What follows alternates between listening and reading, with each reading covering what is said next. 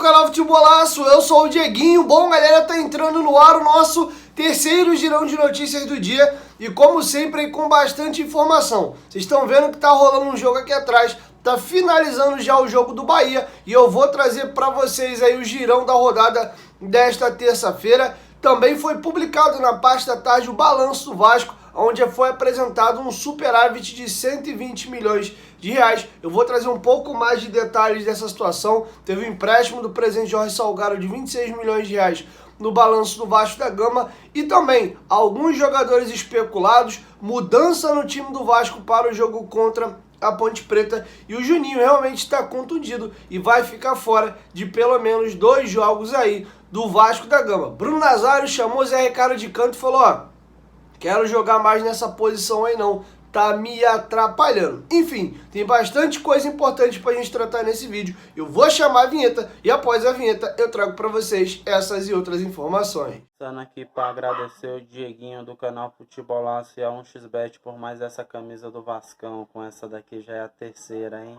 Valeu!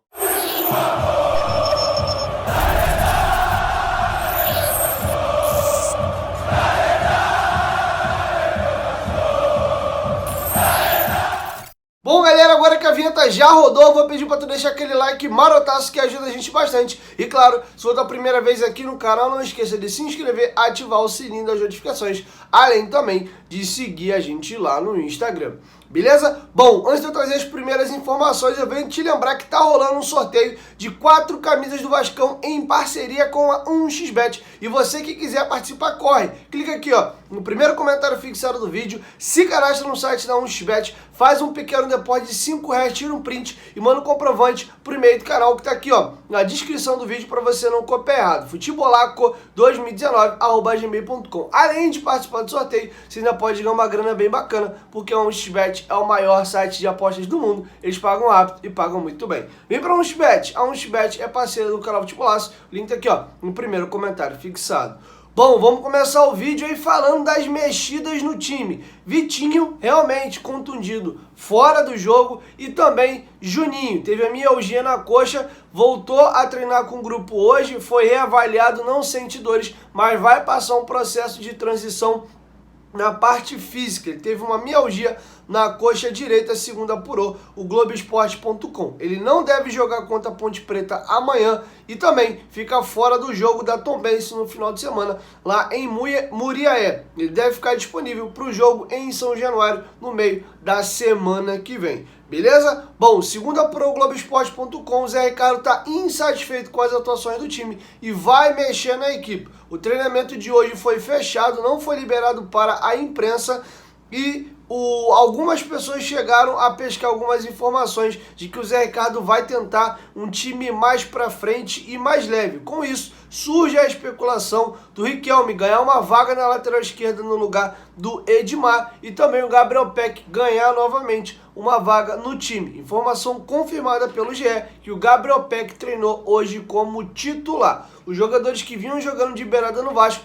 eram o Figueiredo e também o Eric. Se o Peck voltar para o time, ou ele entra na vaga do Eric, que recém chegou aí do Ipiranga de Erechim, ou ele toma a vaga do Figueiredo. Figueiredo que para mim foi o melhor jogador do Vasco no jogo contra a Chapecoense, ao lado do nosso goleiro Thiago Rodrigues. Se fosse para arriscar aí, eu acho que ele tiraria a vaga do Eric, atacante que veio do Ipiranga de Erechim. Carlos Palácio, como eu falei no primeiro vídeo do dia, está confirmado para a partida, mas esse vai ficar no banco de reservas e vai ganhar minutagem progressivamente. Beleza? Então essas são as prováveis mudanças aí, segundo apurou o Globoesporte.com, beleza? Ainda é uma especulação em torno do time, não temos ainda a confirmação do time titular, mas devem ter mexidas e essas são as principais mexidas prováveis na equipe do Vasco da Gama, beleza? Uma informação importante apurada pelo copeiro Lucas Pedrosa, vou deixar passando para vocês na tela.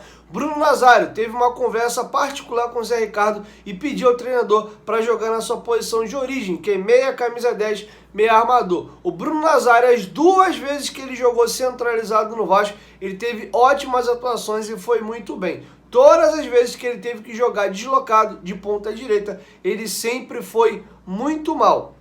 O Bruno Nazário, segundo apurou o Pedrosa, pediu o Zé Ricardo para jogar na sua. Ele aceita ser reserva do Nenê, mas ele prefere entrar na dele e poder render bem do que ficar jogando aberto pela ponta e não conseguir ajudar o time e ainda acabar se queimando ainda mais com a torcida do Vasco. O que você acha aí dessa conversa do Bruno Nazário com o Zé Ricardo? Você acha que o jogador ele tem que ter a liberdade de conversar para o treinador e pedir para jogar na posição que ele se acha que ele acha que ele pode render mais ou não? O jogador tem que ser profissional e se adaptar àquilo que o treinador pede. Aconteceu algo semelhante com o Roger Guedes no Corinthians. O jogador vinha jogando de centroavante, camisa 9. Ele não gosta de jogar na função e chamou o treinador do Corinthians para uma conversa e pediu para voltar a jogar aberto. Curiosamente, no primeiro jogo jogando aberto na Arena Itaquera, ele marcou 3 gols. Será que o Bruno Nazário vai retomar o seu futebol no Vasco, voltando para a posição central? Fato é que ele não vai jogar muito, porque o Nenê é o dono da posição e mesmo com 40 para 41 anos de idade,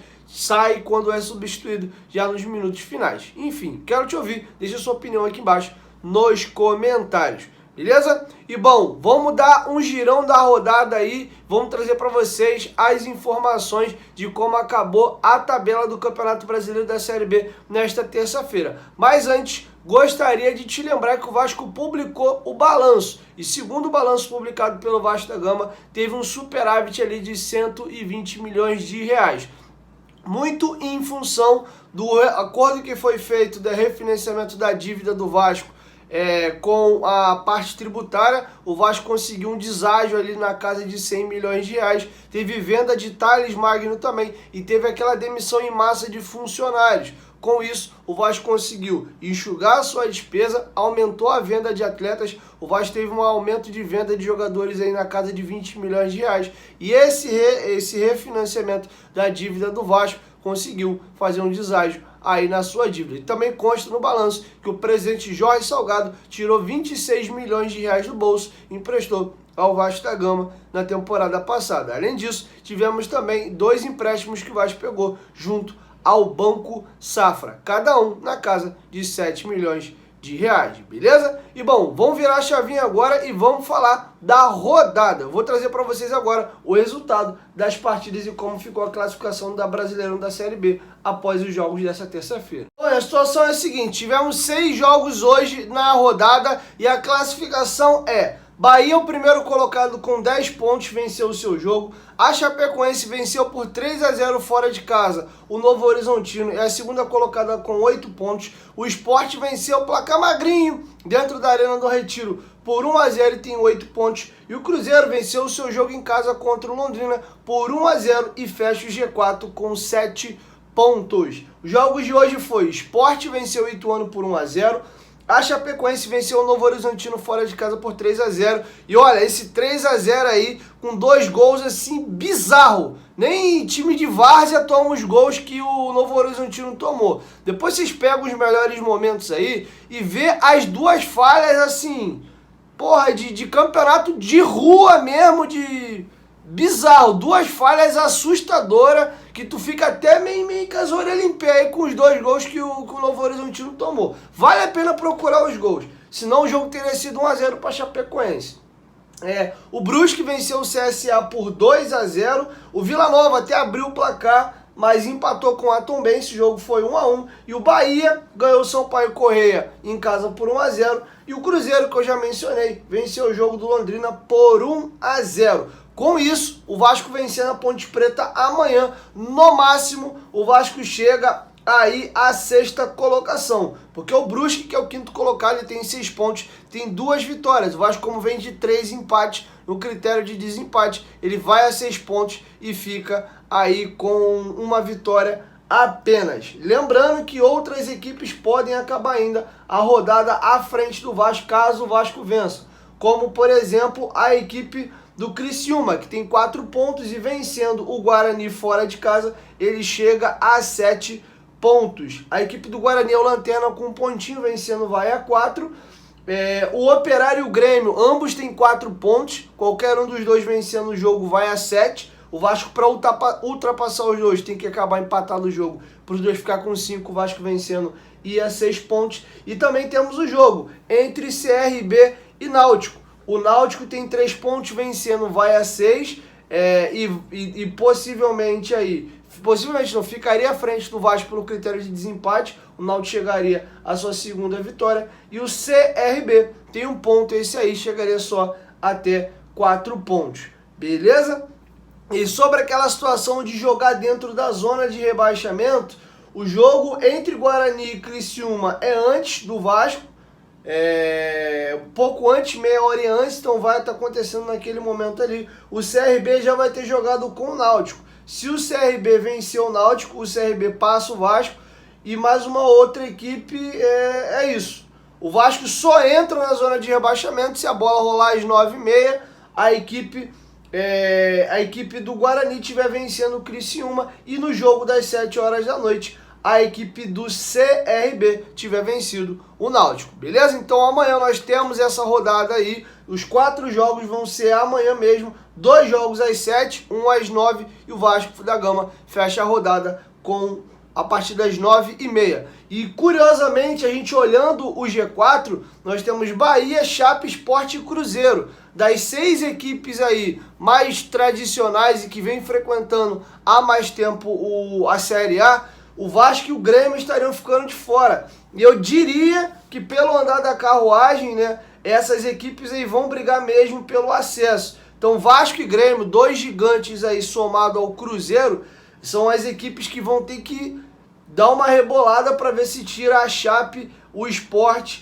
ou o Bahia. O Bahia que começou muito bem o campeonato, 3 vitórias e 1 empate. É isso, eu vou encerrando minha participação por aqui e amanhã, por volta de meio-dia, eu chego com mais informações, beleza? 1, 2, 3, futebolaço, tamo junto família, qualquer momento de quem volta mais, tamo junto, valeu, fui!